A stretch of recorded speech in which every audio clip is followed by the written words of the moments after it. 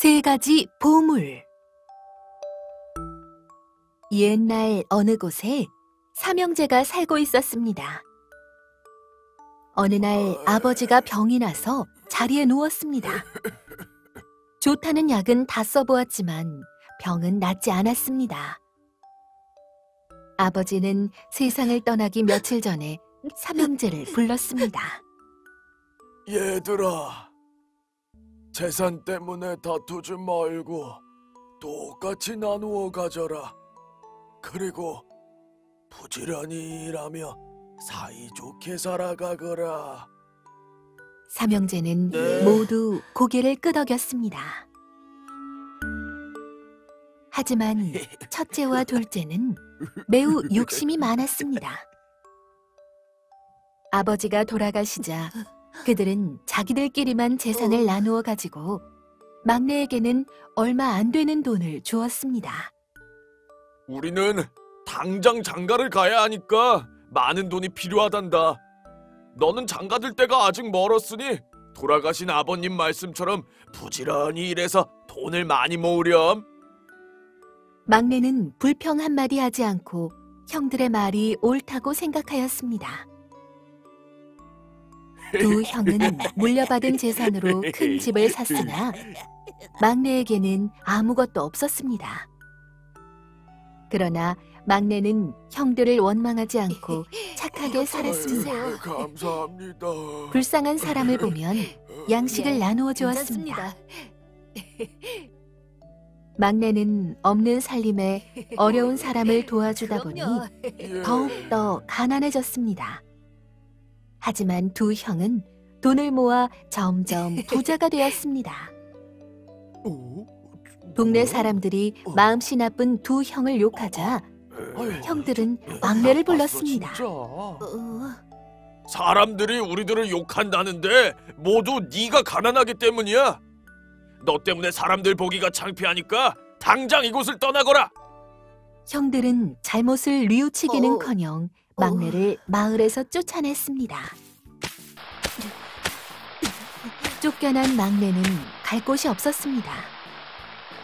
막내는 정처 없이 길을 가다가 시냇가에서 쉬고 있었습니다. 그때 걸음을 잘 걷지 못하는 늙은 스님이 냇물을 건너려고 하였습니다. 제가 건네드릴게요. 막내는 스님을 업어서 건네주었습니다. 스님은 몹시 기운이 없어 보였습니다. 그래서 막내는 스님을 절까지 데려다 주었습니다. 막내가 절을 둘러보니 아무도 없는 것 같았습니다. 스님, 저도 여기서 지내면 안 될까요? 저는 아무데도 갈 데가 없습니다. 스님은 쾌히 승낙하였습니다.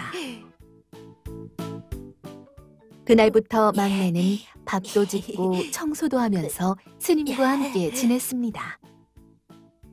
몇 해가 지났습니다. 막내는 문득 고향에 가보고 싶어졌습니다. 내가 살림을 잘 못하여 형들이 쫓아낸 거지 미워서 그런 것은 아닐 거야. 어느 날 막내는 스님에게 말하였습니다. 스님, 고향에 가보고 싶은데요. 고향이라 좋지. 그동안 고생이 많았네. 자, 이것을 가지고 가게나. 스님은 막내에게 집방석과 바가지, 젓가락을 주었습니다. 막내는 절을 떠나 하루 종일 들판을 걸었습니다. 다리도 아파오고 배도 고팠습니다. 날은 이미 어두워졌으나 불빛 하나 보이지 않았습니다. 이거라도 깔고 잠시 눈을 붙이자. 막내는 스님이 준 집방석을 깔고 잤습니다. 새벽에 잠이 깬 막내는 깜짝 놀랐습니다. 틀림없이 들판에서 잤는데 으리으리한 방 안에서 비단 이불을 덮고 누워 있었습니다. 내가 지금 꿈을 꾸고 있나? 그러나 꿈이 아니었습니다. 들판에서 깔고 잔 집방석은 요 밑에 그대로 있었습니다.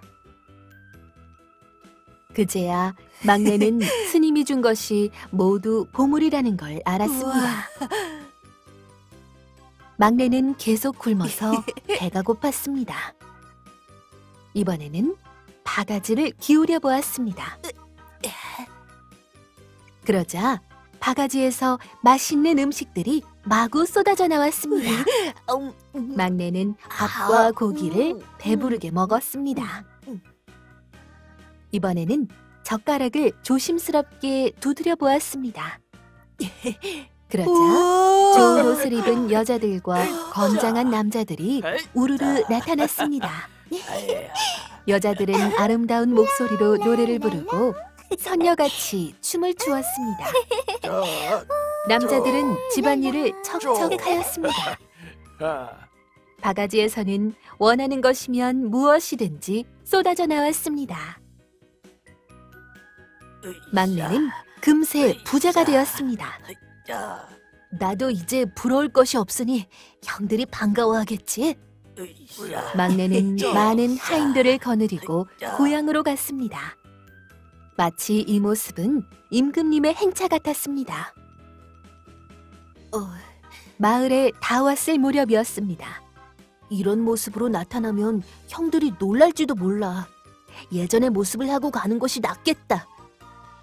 막내는 누더기 옷으로 갈아입고 형들의 집으로 갔습니다. 여긴 뭐 타러 왔어? 아무 말 말고 썩 나가거라. 형들은 막내에게 여전히 쌀쌀맞게 대하였습니다. 형님, 저도 열심히 일해서 잘 살겠어요. 그러니 형들 가까이서 살게 해주세요. 막내는 무릎을 꿇고 사정하였습니다. 가까이 살아서 좋을 것은 하나도 없다. 부지런히 일해서 제 힘으로 살아야지. 형들은 하나도 변하지 않았습니다. 막내는 섭섭한 마음으로 형의 집을 나왔습니다.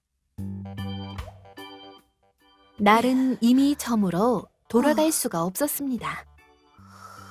막내는 할 수 없이 언덕 위에 집방석을 깔고 잤습니다.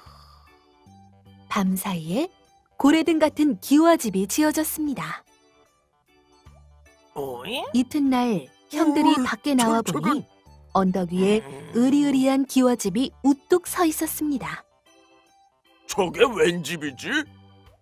어제까지만 해도 분명히 없었는데. 형들은 그 집으로 가보았습니다. 마침 안에서 문지기가 나오기에 누구의 집이냐고 물어보았습니다. 막내 아우님의 집입니다. 형은 도무지 믿을 수가 없었습니다. 형들은 정신없이 막내를 부르며 안으로 들어갔습니다. 형님들, 어서 오십시오. 막내는 형들을 방으로 모셨습니다. 방 안에는 어느새 음식이 가득 차려져 있었습니다. 그동안 어디서 무슨 재주를 배웠길래 하룻밤 사이에 이런 대궐 같은 집을 지었느냐? 어디 한번 이야기나 들어보자. 형들은 막내 옆으로 바싹 다가앉으며 물었습니다. 막내는 스님을 만나게 된 일부터 시작하여 3가지 보물을 얻게 된 이야기를 자세히 하였습니다. 집으로 돌아온 두 형은 막내가 자기들보다 부자가 된 것이 배가 아팠습니다. 우리도 불쌍한 사람들을 도와준 다음 그 절로 가면 3가지 보물을 얻을 수 있겠지? 그래요, 형님. 우리도 그 절로 갑시다. 두 형은 자, 이거 그날부터 받으십시오. 가난하고 불쌍한 사람들에게 모든 재산을 나누어 주었습니다. 그러고 나서 막내가 이야기한 절로 갔습니다. 스님! 스님! 그러나 절에는 아무도 없었습니다. 절은 오랫동안 비어있던 것처럼 먼지만 뽀얗게 쌓여 있었습니다. 아무리 기다려도 스님은 나타나지 않았습니다. 이제 두 형에게는 먹을 것조차 없었습니다. 모든 재산을 남들에게 다 주었으므로 거지나 다름없었습니다. 두 형은 부끄러움을 무릅쓰고 막내를 찾아갔습니다. 아니, 형님들, 어떻게 되신 거예요? 막내야, 이 형들이 잘못했다. 용서해다오. 두 형은 막내의 손을 잡고 눈물을 흘렸습니다. 착한 막내는 두 형과 함께 잘 살았습니다.